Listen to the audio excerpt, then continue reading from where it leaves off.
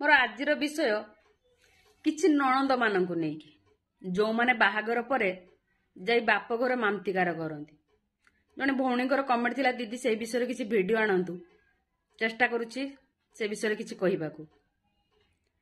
गोटे कथा मने रखिथिबो बाहागर परे ना गोटे झीर घर होछि सासु घर हेई थाए जेमिति भी हो आ बाप घरे तुमे 2 दिनर कुणिया एई कथाटा मने रखिथिबो।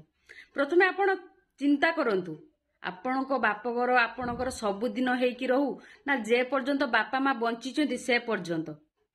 जदि सबुदिन पई चाहूचंती तो भाउज भाई भाउज सह केबे संपर्क खराब करंतुनी कहीं बापा माँ परे सेई माने ही तुम बाप घर हेकी रहिबे।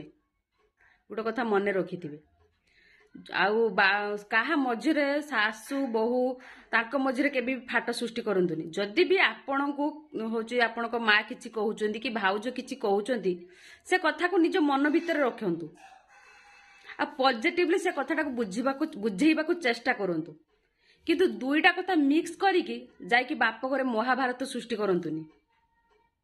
गोटे कथा मने रखिथिबे तांको परिवार से माने एकजुट हेई जिवे स्वामी स्त्री एक हेई सासु बहु एक हेई ससुर बहु एक हेई तांको परिवार समस्ते मिसी जिवे आज नहले काली की खराब सेठी आपण हेबे।